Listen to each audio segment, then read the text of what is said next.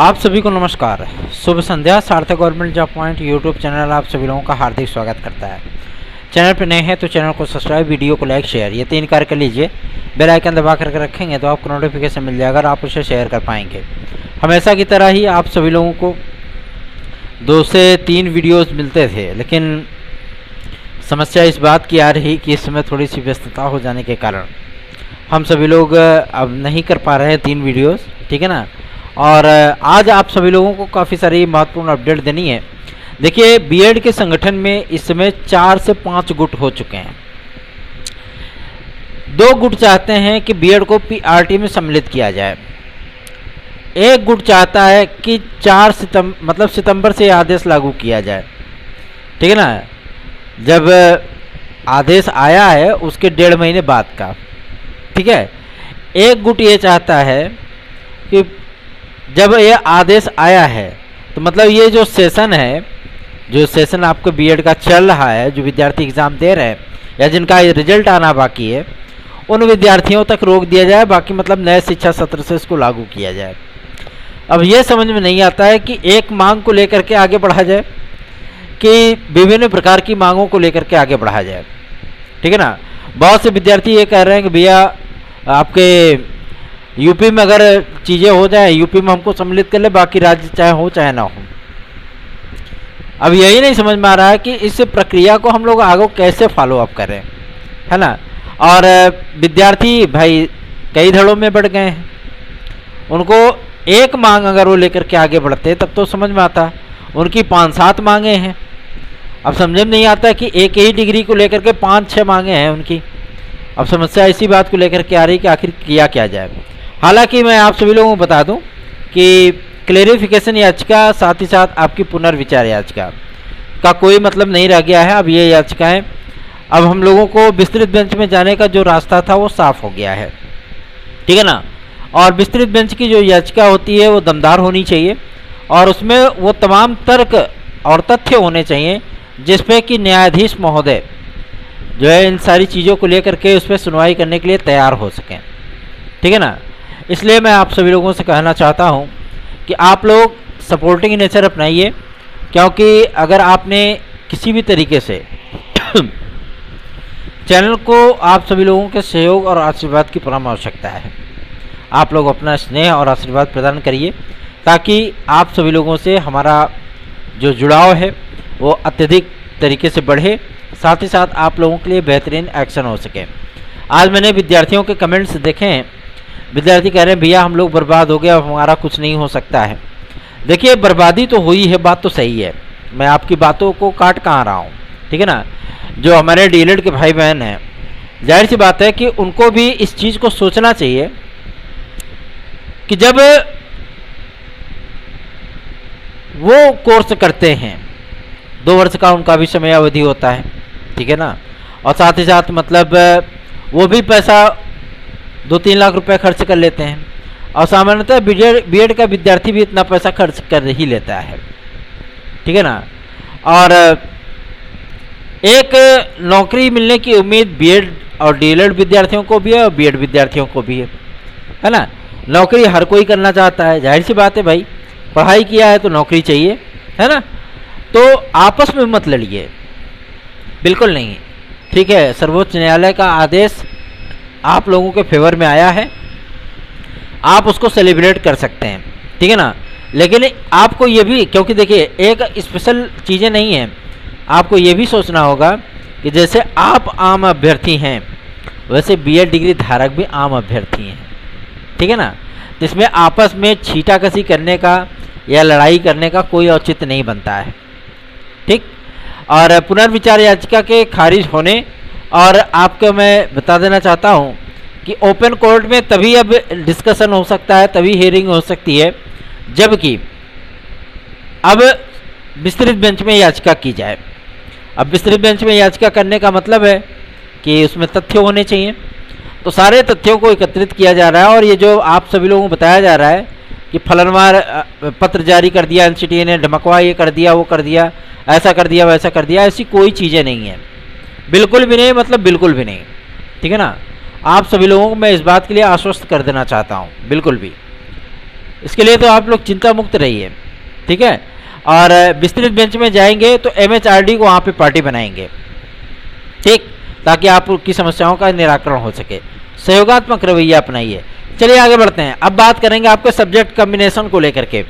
Subject combination के लिए positive चीज़ें मिल रही हैं कि आप सभी लोगों को उन्हीं विषयों में मौका दिया जा सकता है जिन विषयों से आप लोगों ने B.Ed कर रखा है, ठीक है ना। और एक मुद्दा आप सभी लोगों का फंसा हुआ था हिंदी विषय को लेकर के। हिंदी विषय में क्या था कि उसमें इंटरमीडिएट में संस्कृत की अनिवार्यता थी, ये वाला मुद्दा था ना। बहुत से जो मतलब LT ग्रेड और GRC लेक्चरर हुए थे बेचारे इनवैलिड हो गए थे, है ना। इस मुद्दे को लेकर के भी बातचीत की गई है और एक्सपर्ट टीम ने जो रिपोर्ट दी है, क्योंकि एक कमेटी बनाई गई थी, संस्कृत संपूर्णानंद विश्वविद्यालय के कई प्रोफेसर उसमें आचार्य वगैरह थे, ठीक है ना। और सबसे बड़ी चीज़ यह है कि विषय विशेषज्ञ भी थे। तो उन्होंने जो रिपोर्ट दी है मैं आप सभी लोगों को बताऊं इस मैटर को लेकर के, उसमें भी काफ़ी चौंकाने वाले तथ्य हैं, ठीक है ना। और शिक्षा सेवा चयन आयोग आप सभी लोगों का जो सदस्यों के आने का कार्यक्रम है, ठीक है ना, इसकी अधिसूचना आप लोगों को 30 तारीख तक और सदस्यों के कार्यालय में आगमन और उनकी नियुक्ति आदि के संबंध में आप सभी लोगों में बता दूं कि अक्टूबर में यह फाइनल होने चल रहा है, प्रथम सप्ताह में, ठीक है। उसके बाद अध्यक्ष की नियुक्ति होने के बाद ही तत्काल आप लोगों की प्रक्रियाएं आरंभ कर दी जाएंगी। तो निश्चिंत और बेफिक्र होकर के अपनी तैयारियों में जुड़ जाइए। 830 32 72 282 इस व्हाट्सएप नंबर पे आप लोग नोट्स आज प्राप्त कर सकते हैं। और आज वर्किंग चल रहा है हमारी याचिका के ऊपर, जो विद्यार्थियों ने पार्टिसिपेट किया है उनकी, चूँकि भाई देखिए फाइलिंग टाइपिंग करने में समय लगता है और कोर्ट से हम सभी लोगों ने 9 तारीख तक का समय लिया है, ठीक है ना। क्या हमें 9 तारीख तक का वक्त दिया जाए कि विद्यार्थियों के नाम, पूरा डॉक्यूमेंट, आधार नंबर, उनकी जो फ़ोटो है, सिग्नेचर है, ठीक है ना, दुनिया भर की तो उनके डॉक्यूमेंट होते हैं, एक एक छोटी छोटी चीज़ों को, क्योंकि भाई वो निर्देशालय जाएगी तो उसी रिकॉर्ड के अकॉर्डिंग वो रिकॉर्ड आपके फार्म के रिकॉर्ड से मैच होना चाहिए, ठीक है ना, कोई भी गलतियाँ उसमें नहीं होनी चाहिए, ठीक है ना। और जब आपका वेरिफिकेशन हो, जब आपकी काउंसलिंग हो, तो आप वही विद्यार्थी निकलो, ऐसा नहीं कि पता लगे दूसरा विद्यार्थी निकला है ना। तो इन तमाम चीज़ों को लेकर के कार्य चल रहा है और जाहिर सी बात है वकीलों के पास एक काम तो होता नहीं, बहुत सारे काम होते हैं। आपकी फाइलों पे बहुत ज़्यादा टाइमिंग नहीं लगेगी, जल्दी से जल्दी इसको कंप्लीट करा करके सबमिट कराएंगे ताकि TGT PGT की द्वितीय प्रतीक्षा सूची जारी हो सके, ठीक है। और LT ग्रेड GRC प्रवक्ता के लिए भी सूचना मिल गई है कि आप सभी लोगों के जितने भी विवाद हैं, चाहे वो एज रिलैक्सेशन का हो, चाहे एलिजिबिलिटी का हो, चाहे 50% के मुद्दे का हो, चाहे 2 चरण में एग्ज़ाम कराने का हो, बात समझ में आ रही है ना, चाहे आपके GS के लेवल का हो, चाहे आपके सब्जेक्ट लेवल का हो, चाहे सब्जेक्ट कम्बिनेशन का मुद्दा हो, ये सारे मुद्दे आप सभी लोगों के वो समाप्त हो जाएंगे 15 अक्टूबर के अंदर, ठीक है ना। सारे मुद्दे समाप्त हो जाएंगे। मतलब ये है कि समीक्षा अधिकारी, सहायक समीक्षा अधिकारी के साथ में आप लोगों को LT ग्रेड और GRC प्रवक्ता का विज्ञापन देखने के लिए मिल जाएगा। एक तरफ उसका आवेदन चलता रहेगा, एक तरफ इसका भी आवेदन आ जाएगा, ठीक है। और इस विज्ञापन पे तैयारियां शुरू हो चुकी हैं। पदों के अध्याचन लगातार निदेशालय से प्रेषित किए जा रहे हैं और निदेशालय में आज इन तमाम चीज़ों को क्लियर किया गया है। तो वहाँ से ये जानकारी प्राप्त हुई है कि जितने भी मुद्दे हैं उन सभी पे 28 तारीख को डिस्कस कर लिया जाएगा और जैसे ये मुद्दे शासन की अनुमति से सॉल्व होते हैं, ठीक है ना, तत्काल आपके विज्ञापन को 2 से 3 दिन के भीतर जारी कर दिया जाएगा।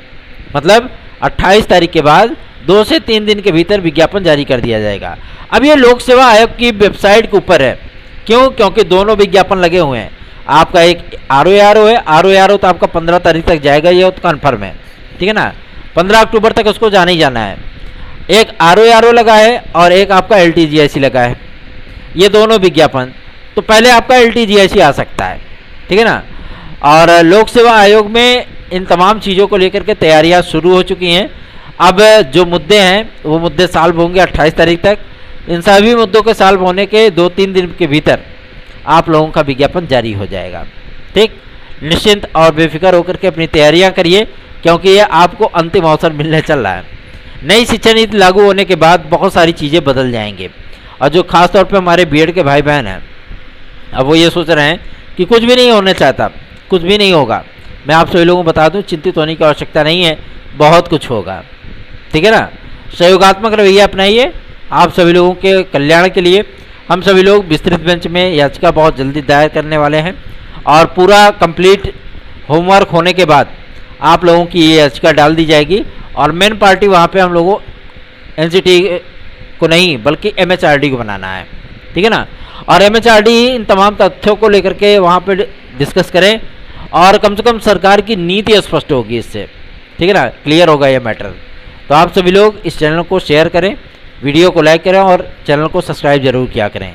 यूपी कांस्टेबल का विज्ञापन आप सभी लोगों का वो 10 अक्टूबर के बाद उसमें एक टेक्निकल फॉल्ट ये आया है कि जिन फर्मों का चयन किया गया है उन्हें ही तीनों तरीक़ों की जिम्मेदारियां दे दी गई हैं। मतलब वही ओएमआर बनाए, वही बुकलेट छापे, वही एग्ज़ाम कराए, वही बायोमेट्रिक कराए। तो एक ही संस्था को इतनी सारी जिम्मेदारियां नहीं दी जा सकती। ठीक है ना, इसमें एक टेक्निकल फॉल्ट है और इस फॉल्ट को सॉल्व करने के बाद 28 तारीख को जो राज्य स्तरीय मीटिंग होने चल रही है उसमें आय वर्ग को लेकर के भी डिस्कस पूरा हो जाएगा।